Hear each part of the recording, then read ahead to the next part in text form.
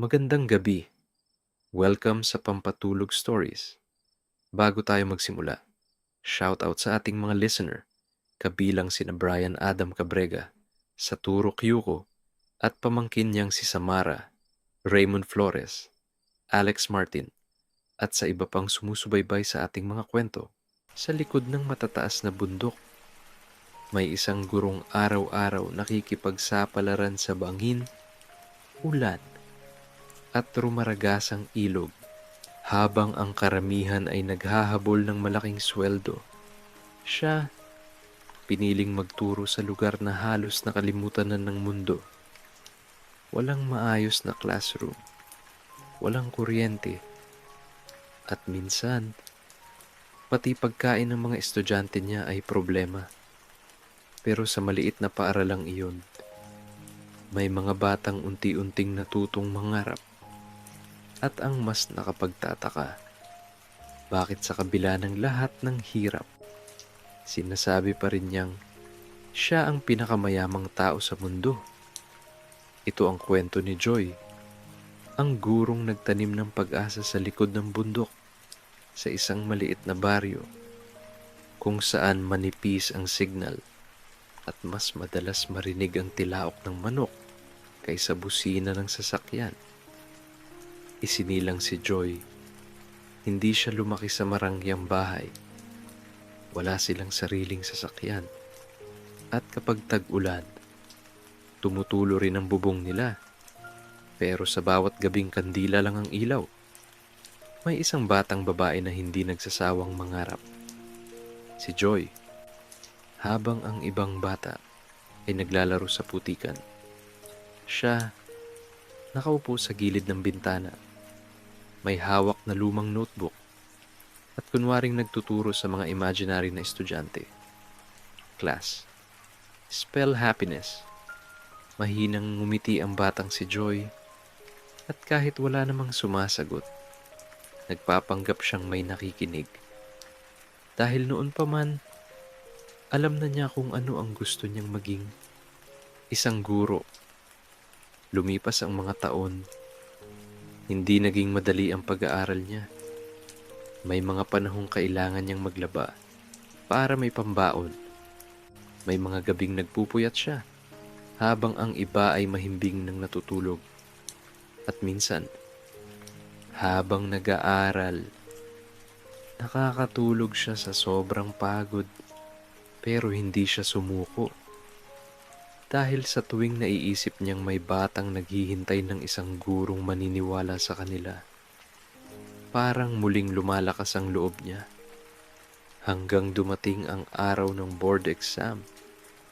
Sa labas ng testing center, mahigpit niyang hawak ang maliit na rosaryo habang nanginginig ang mga kamay. Hindi dahil kulang siya sa paghahanda, kundi dahil alam niyang nakasalalay roon ang pangarap nilang pamilya.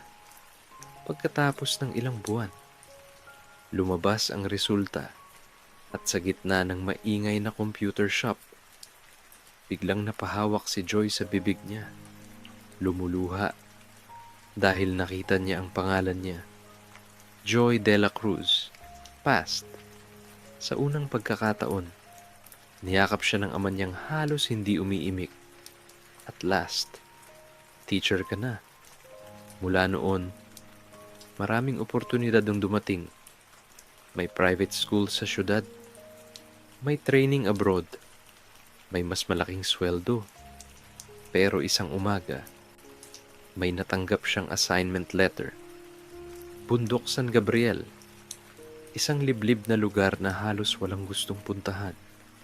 Sinabi ng iba, sayang ang talino mo roon. Hindi ka yayaman dyan. Bakit hindi ka na lang sa Maynila? Habang naghahapunan, may kamag-anak pang natawa. Bundok? Ano ituturo mo roon? Pagtatanim. Bahagyang natahimik ang mesa. Pero si Joy, ngumiti lang habang sa ilalim ng mesa, mahigpit niyang hawak ang appointment letter. Parang ayaw niyang pakawalan. Dahil sa papel na iyon, naroon ang direksyon ng buhay niya. Kinabukasan, madaling araw pa lang, nakasakay na siya sa lumang jeep.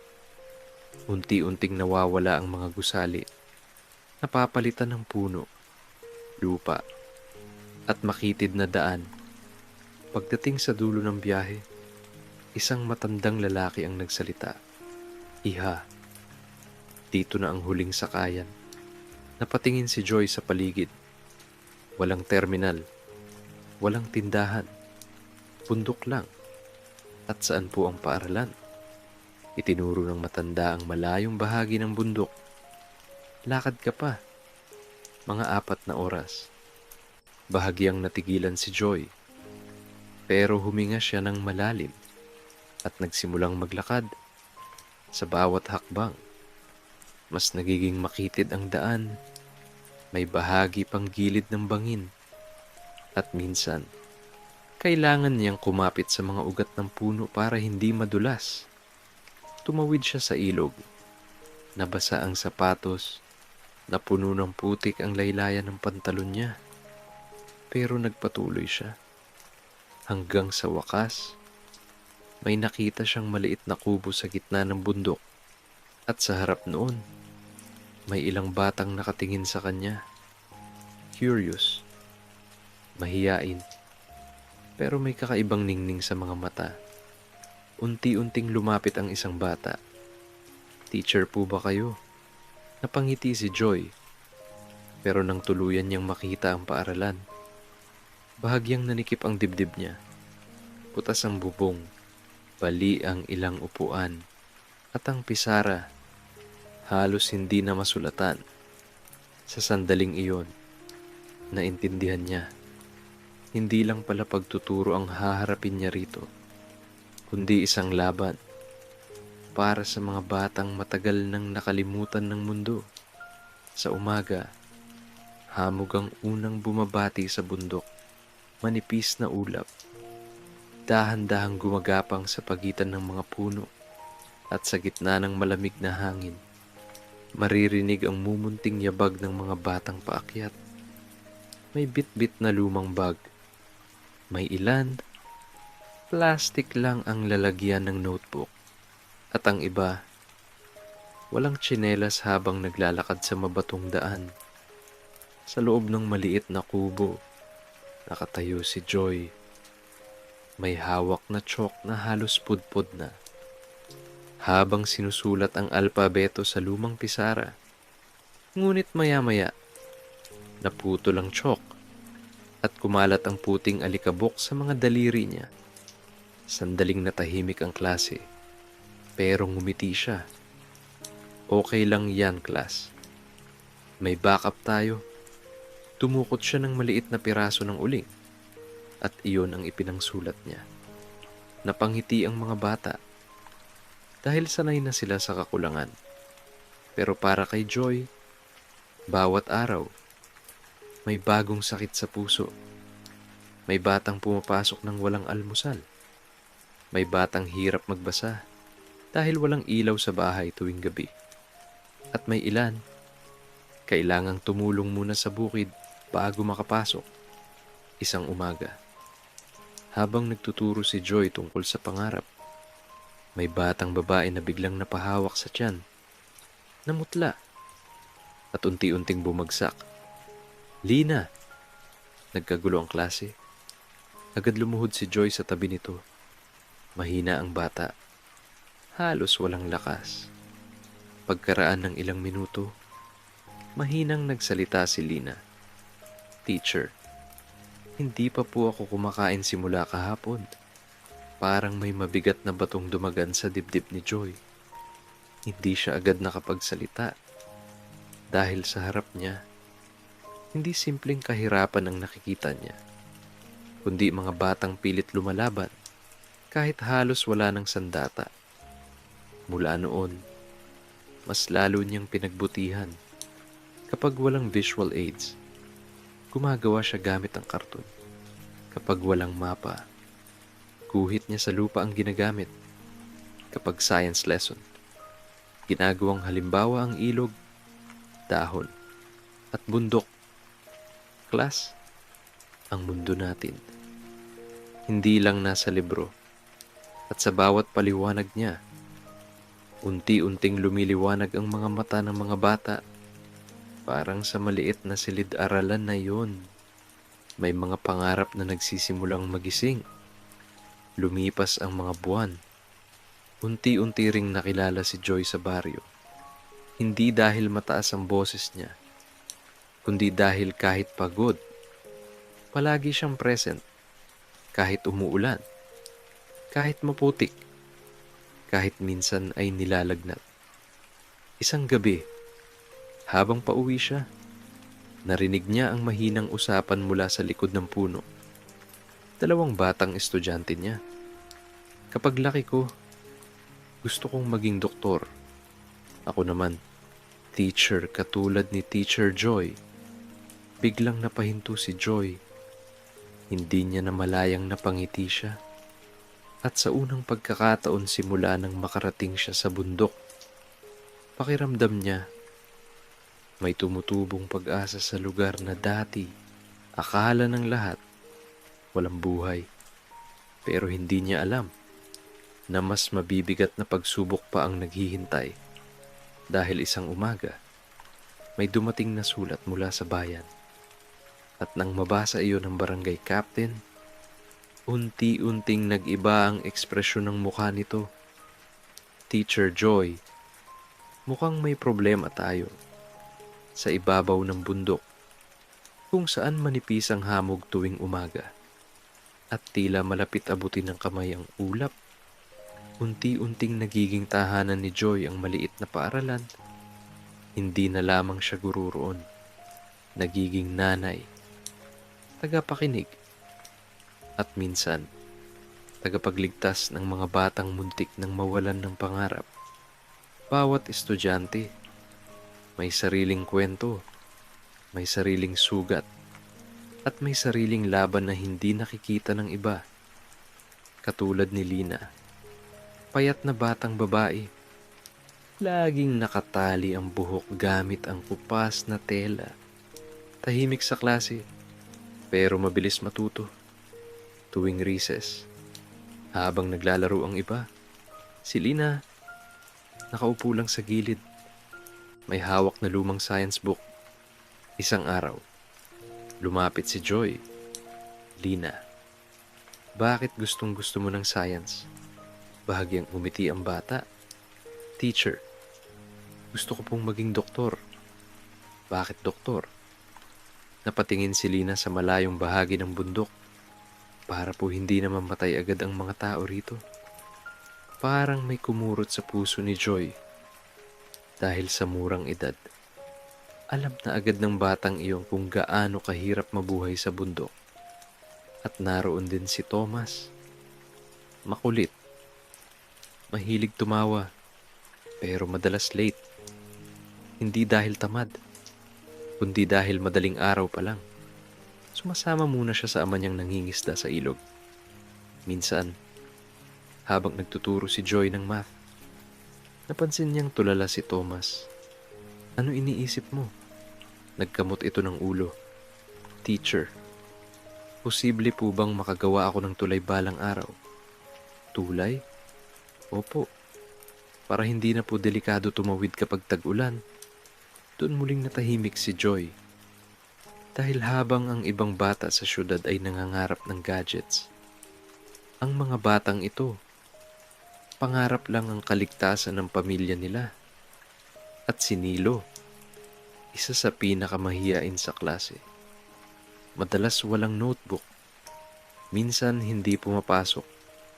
Hanggang isang hapon, napagdesisyonan ni Joy na sundan siya pa uwi. Mahaba ang nilakad niya. Paakyat, palusong, hanggang makarating sa maliit na kubong gawa sa yero. Doon niya nakita si Nilo. Nagpuputol ng kahoy. Habang inuubo ang nanay nito sa loob ng bahay. Teacher, nagulat ang bata. Bahagyang yumuko. Pasensya na po. Hindi ako nakapasok. Lumapit si Joy. At bakit hindi? Hindi agad nakasagot si Nilo. Hanggang sa mahina nitong sinabi, Baka po kasi tumigil na ako. Parang huminto ang mundo ni Joy sa narinig niya. Ano? Kailangan ko pong magtrabaho. Wala na po kaming pera. Napatingin si Joy sa paligid. Walang maayos na higaan. Walang ilaw at halos wala ring pagkain. Sa gabing iyon, hindi agad nakatulog si Joy habang umuugong ang ulan sa bubong ng kanyang maliit na tinutuluyan. Paulit-ulit niyang naiisip ang mukha ni Nilo at kinabukasan, maaga siyang gumising. Nagdala ng lumang notebook, mga lapis at kaunting pagkain. Pagdating niya sa bahay ni Nilo, iniabot niya ang supot. Hindi ka titigil sa pag-aaral. Naiintindihan mo, namula ang mata ng bata. Pero teacher, makinig ka. Lumuhod si Joy sa harap nito. Hindi kasalanan ng batang mahirap na ipinanganak siyang walang-wala. Talo ka lang.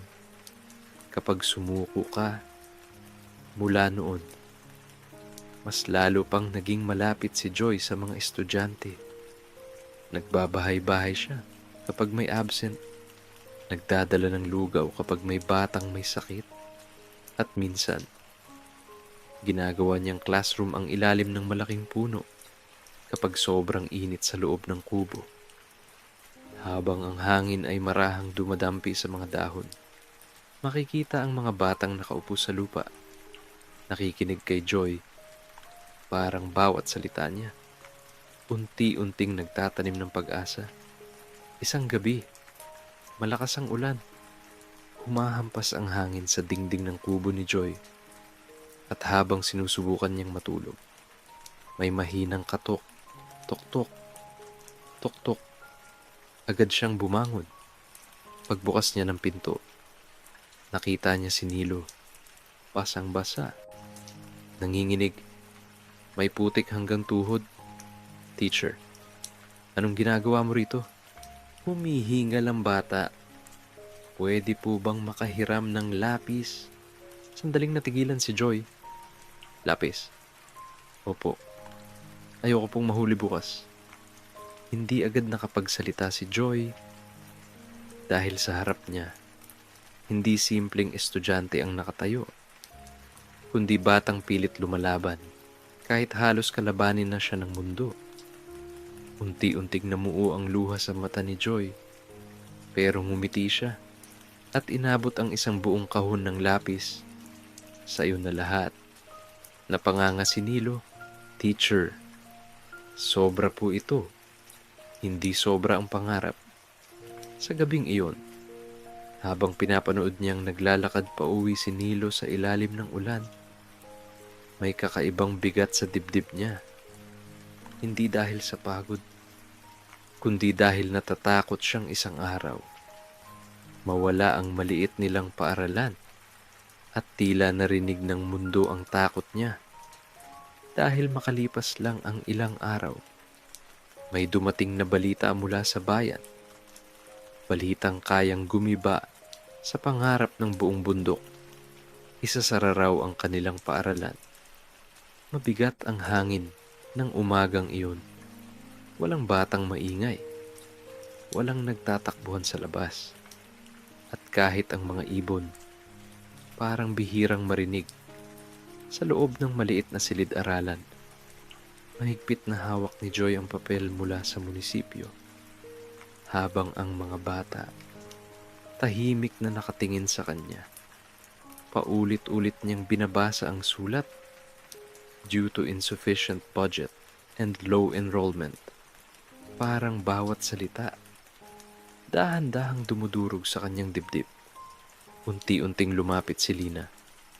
Teacher, ano pong ibig sabihin? Hindi agad nakasagot si Joy. Dahil kahit siya, hindi matanggap ang nababasa. Pagkaraan ng ilang segundo, mahina siyang nagsalita. Baka ipasara muna ang school natin. Parang huminto ang mundo sa loob ng kubo. Unti-unting namula ang mata ng ilang bata. Habang si Thomas, biglang tumayo. Bakit po? Hindi raw sapat ang budget. Paano na kami? Walang naisagot si Joy. Dahil iyon din ang tanong niya. Paano na nga ba? Habang nasa malamig na opisina ang mga taong nagdedesisyon sa bundok, may mga batang unti-unting nawawalan ng pag-asa. Kinahapunan, nagtipon-tipon ang ilang magulang sa labas ng paaralan. Pagod ang mga mukha, mga kamay na sanay sa bukid, at mga matang hirap ding tanggapin ang balita. Teacher, wala na ba talagang pag-asa? Huminga ng malalim si Joy, at hanggat may batang gustong matuto, lalaban tayo. Mula noon, nagsimula ang pinakamahirap na laban niya. Tuwing madaling araw, bumababa siya ng bundok, bitbit ang folders, attendance records, at mga sulat ng mga estudyante. 4 na oras pababa, 3 ilog, makitid na daan, at kapag umuulan, lalong nagiging delikado. Pero nagpapatuloy siya. Pagdating sa munisipyo, madalas siyang paghintayin. Minsan, pinapasa-pasa lang siya sa iba't ibang opisina. Balik na lang po kayo next week. Kulang po ang requirements. Pag-aaralan pa po namin. Habang sila, nasa ilalim ng aircon. Si Joy, basang-basa ng ulan, may putik sa sapatos, at nanginginig sa pagod, pero hindi siya sumusuko. Isang araw, habang pauwi siya, napaupo siya sa gilid ng daan. Pagod ang katawan, namamanhid ang paa, at sa unang pagkakataon simula nang makarating siya sa bundok, napapikit siya habang pinipigilan ng luha. Paano kung hindi ko talaga sila mailigtas? Mahina niyang bulong, kasabay ng malamig na hangin. Pero kinabukasan, may kakaibang nangyari. Pagdating niya sa paaralan, may mga kahon sa labas, mga notebook, lapis, pagkain, at bagong tsinelas para sa mga bata. Nagkatingin na ng lahat. Kanino po galing? Walang pangalan, walang sulat, walang kahit anong palatandaan. Napahawak si Joy sa isang kahon. Hindi niya alam kung sino ang nagpadala. Pero sa unang pagkakataon matapos ang ilang linggo, parang may nagsabing, "Huwag kang susuko." Mula noon, unti-unting nabuhayan muli ang mga bata. Mas ganado silang pumasok, mas ganado silang mangarap. At si Joy, mas lalo pang lumaban. Nagkaroon sila ng maliit na community program. May mga magulang na tumulong maglinis. May ilang nag-ambag ng kahoy. At kahit sa lahat, unti-unti nilang binubuo muli ang pag-asa. Pero isang hapon, habang nagtuturo si Joy ng reading lesson, biglang lumakas ang hangin, umugong ang bubong, at bago pa siya makapagsalita, kraak! Bumigay ang kalahati ng kisame. Napasigaw ang mga bata. Nagkagulo. May mga kahoy na bumagsak. Alikabok. Sigawan. Agad tumakbo si Joy. "Lumabas kayo. Bilis." Isa-isang nagsitakbo palabas ang mga estudyante. Habang malakas ang ulan at sa gitna ng kaguluhan, nilingon ni Joy ang maliit na paaralan. Ang paaralang halos inialay na niya ang buong buhay. Unti-unti itong gumuho sa harap ng mga batang umiiyak. At sa ilalim ng malamig na ulan, mahigpit na napakuyom si Joy. Dahil alam niyang di lang bubong ang bumagsak noon, kundi pati pag-asa ng maraming batang umaasa sa kanya. Pagkatapos, bumagsak ang kalahati ng paaralan. Mas naging mabigat ang bawat araw para kay Joy. Sa umaga, kailangan niyang ayusin ang natitirang bahagi ng silid. Sa tanghali, nagtuturo siya sa ilalim ng puno. At sa gabi, Ginagawa niya ang lesson plans gamit ang ilaw ng gasera habang ang malamig na hangin mula sa bundok unti-unting sumisingit sa manipis na dingding ng kanyang tinutuluyan. Pero kahit pagod, hindi siya humihinto dahil sa bawat batang pumapasok, parang may bumubulong sa kanya. Unti pa, lumaban ka pa. Ngunit hindi lahat naiintindihan siya. Isang araw, habang bumibili siya ng gamot sa bayan, may dalawang taong nag-uusap sa likod niya. Siya ba yung gurong nasa bundok? O baliw yata yun? Imagine, inubos ang buhay sa lugar na walang mararating. Hindi umimik si Joy. Tahimik lang siyang nagbayad. Pero habang naglalakad pa uwi, parang mas mabigat ang dala niyang bag. Hindi dahil sa gamot, kundi dahil sa mga salitang pilit niyang hindi pinapansin. Minsan, kapag gabi, tinatanong din niya ang sarili niya, tama pa ba itong ginagawa ko? Habang ang mga kaklase niya noon, may sariling bahay na, may sasakyan, may maayos na buhay. Siya, nasa bundok pa rin, basang sapatos, pagod na katawan, at halos wala ng ipon. Dahil madalas, ang sweldo niya napupunta sa pagkain ng mga bata o kaya sa pagbili ng school supplies. Isang linggo, nagkaroon siya ng mataas na lagnat. Pero kahit nanginginig, pumasok pa rin siya. Pagdating sa ilalim ng puno kung saan sila nagkaklase, napansin agad ni Lina ang mukha niya. Teacher, okay lang po ba kayo? Ngumiti si Joy. Konting lagnat lang to. Pero maya-maya, biglang nanghina ang tuhod niya. At bago pa siya tuluyang bumagsak, agad siyang inalalayan ng mga bata. Teacher, nagkagulo sila.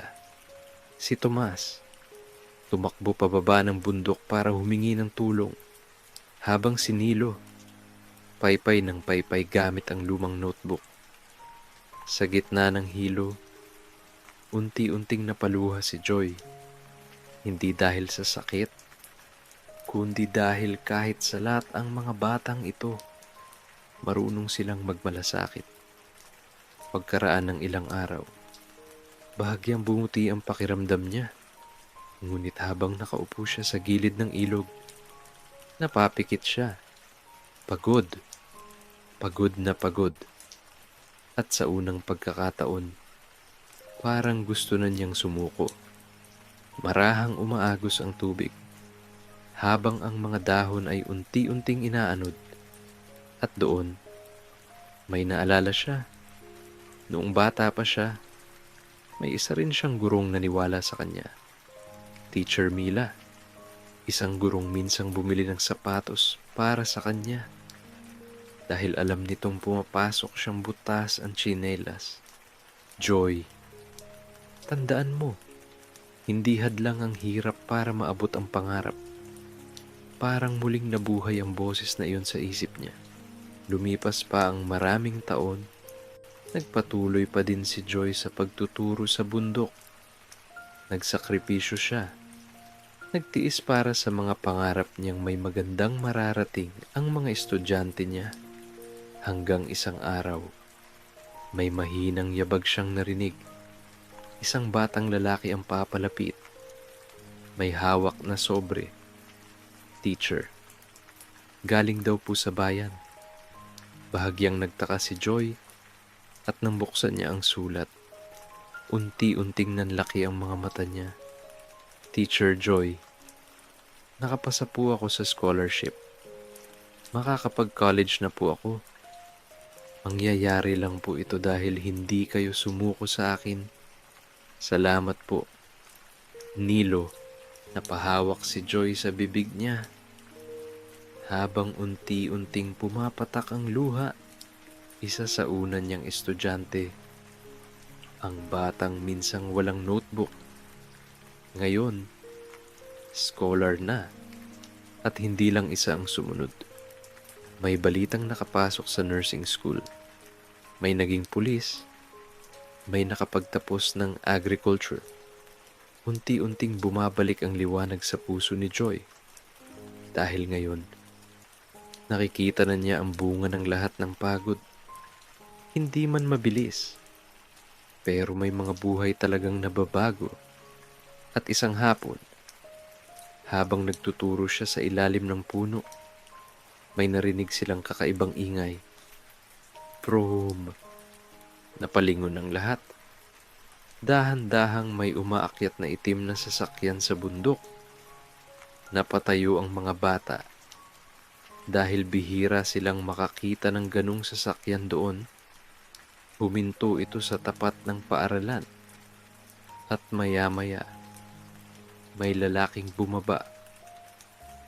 Maayos ang suot, malinis ang sapatos at tila galing sa marangyang buhay.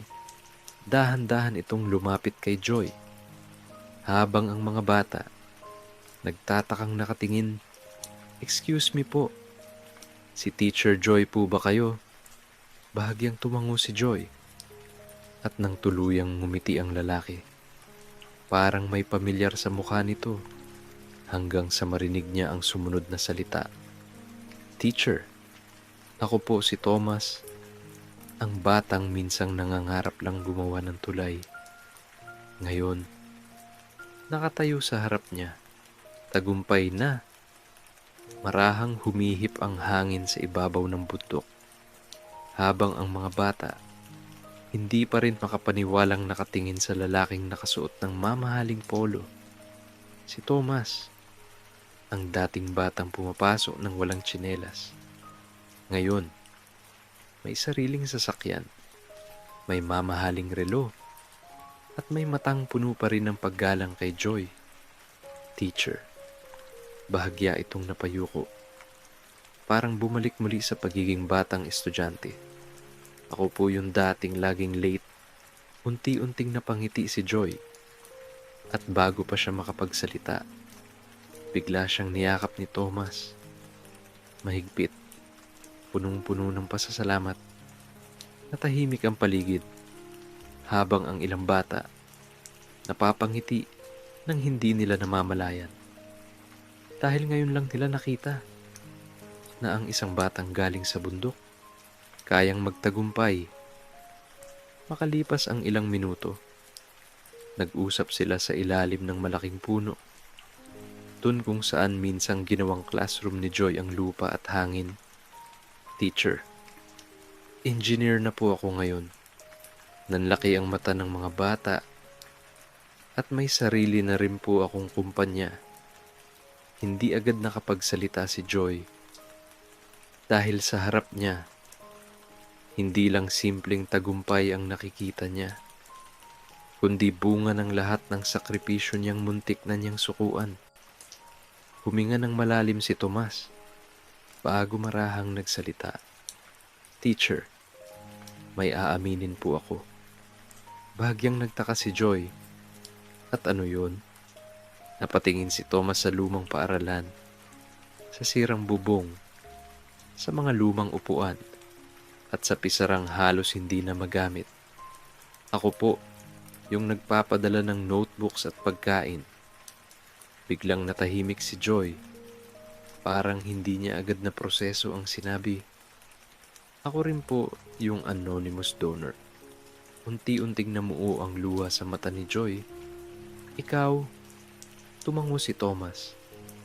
"Noong nasa college po ako, naalala ko lahat ng ginawa ninyo.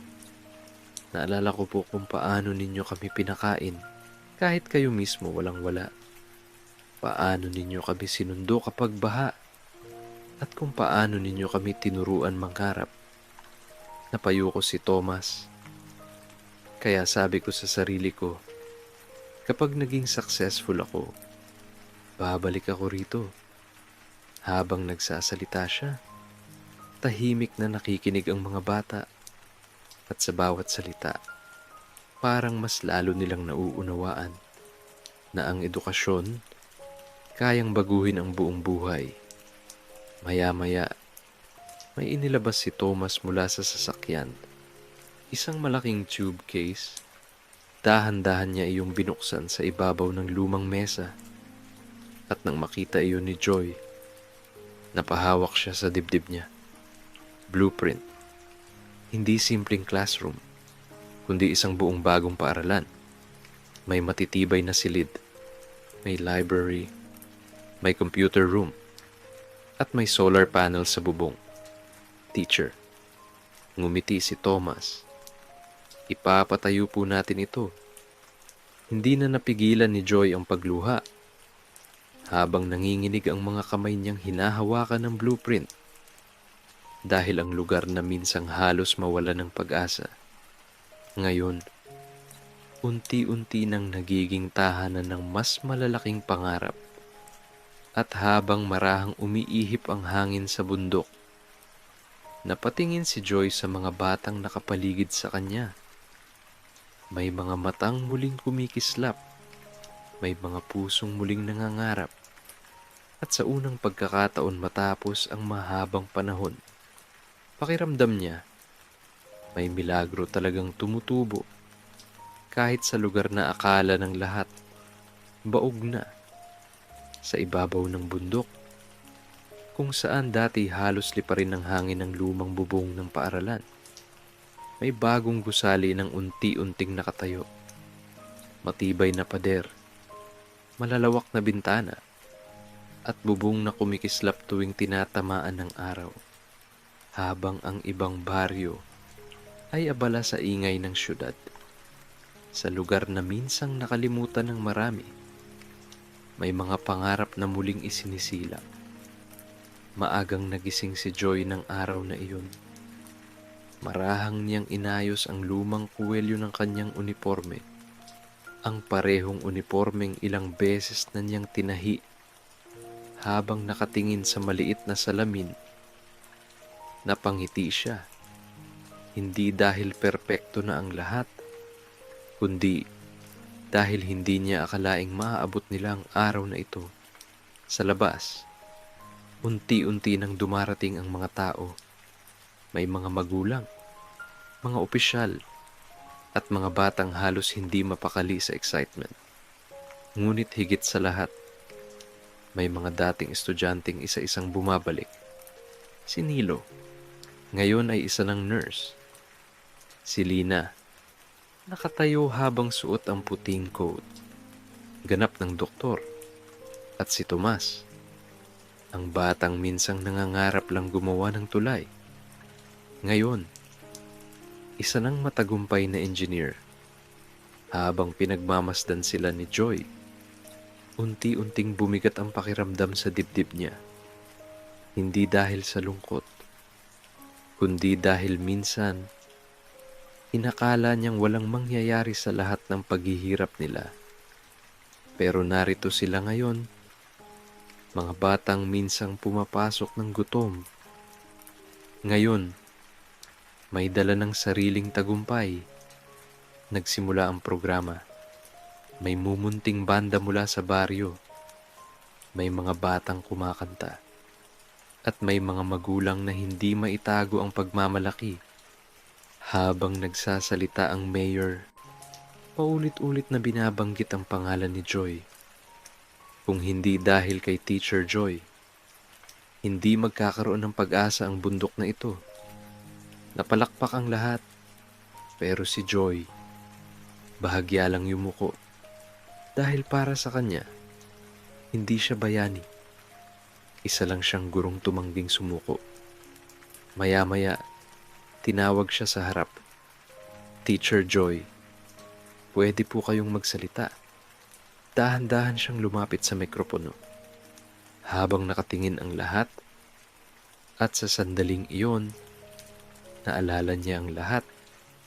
Ang unang pag-akyat niya sa bundok, ang sirang classroom, ang mga batang walang pagkain, ang mga gabing gusto na niyang sumuko, at ang mga panahong tinawag siyang baliw.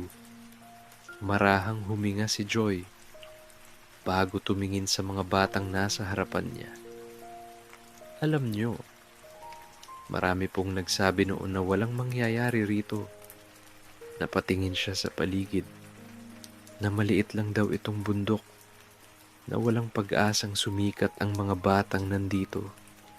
Unti-unting namula ang mga mata niya, pero mali sila. Natahimik ang buong lugar, at dahil sa mga batang ito, natuto akong maniwala na kahit gaano kaliit ang simula, kayang magbago ng edukasyon ng buong buhay. May ilang magulang ang napaluha, habang ang mga bata tahimik na nakikinig. Pagkatapos ng talumpati, may isang reporter na lumapit kay Joy. "Teacher Joy, bakit po ninyo sinasabing kayo ang pinakamayamang tao sa mundo?" Bahagyang natawa si Joy habang pinagmamasdan ang bagong paaralan at ang mga batang masayang tumatakbo sa damuhan. Dahil po, marahang umiihip ang hangin at bawat batang natutong mangarap dito. Iyon ang tunay kong kayamanan. Natahimik ang reporter. Dahil sa simpleng sagot na iyon, parang mas mabigat pa kaysa anumang medalya. Makalipas ang programa, unti-unti nang umuuwi ang mga tao. Lumalamig na rin ang hangin. At sa gilid ng bagong paaralan, tahimik na nakaupo si Joy. Pinapanood ang langit na unti-unting nagkukulay kahel. Pagod ang katawan niya, pero magaan ang pakiramdam, hanggang sa may marahang lumapit. Isang maliit na batang babae, may hawak na lumang notebook. "Teacher Joy." Napangiti siya.